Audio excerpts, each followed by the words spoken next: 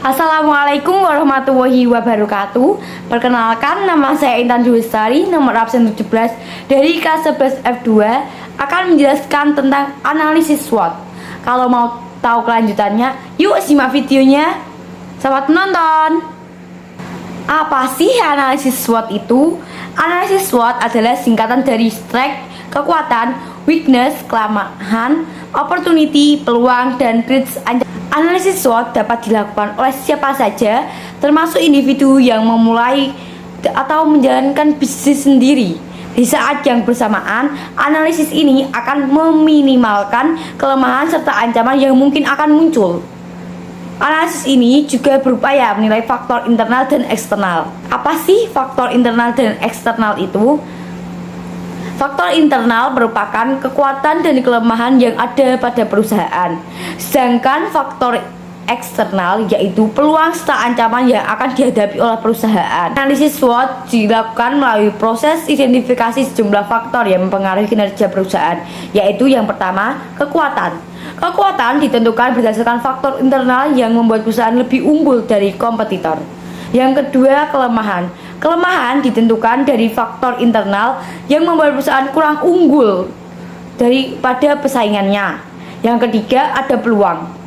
Peluang ditentukan oleh faktor eksternal yang dapat diambil perusahaan untuk meningkatkan kinerja. Dan yang terakhir adalah ancaman. Ancaman ditentukan berdasarkan faktor eksternal yang dapat mengancam kinerja perusahaan.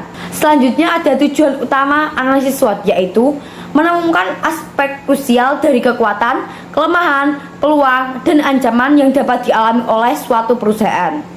Keempat aspek tersebut berguna untuk meningkatkan kekuatan, mengurangi kelemahan, membangun peluang yang lebih baik, serta menghindari ancaman yang mungkin akan terjadi pada masa depan. Analisis SWOT bukan untuk mencari solusi, melainkan mengilustrasikan situasi yang sedang atau akan terjadi dalam bisnis. Apa sih manfaat analisis SWOT dan pemasaran digital?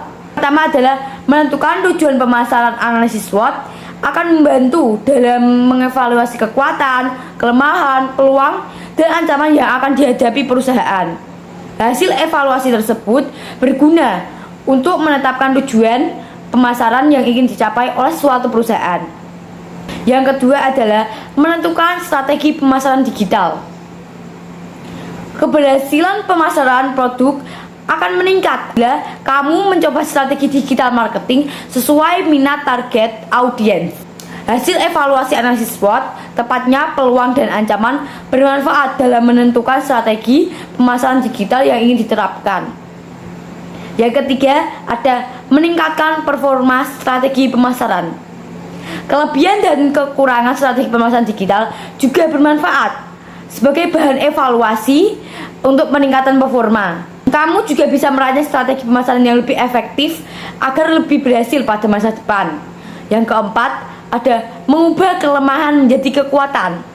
Analisis ini memberikan model yang lebih terperinci, apa yang menjadi terbaik maupun kekurangan bagi perusahaan. Ketika sudah mengetahui kelemahan, maka akan mengubahnya menjadi kelebihan. Yang terakhir ada meminimalkan kerugian. Tujuan selanjutnya yaitu meminimalkan kerugian jangka pendek maupun jangka panjang.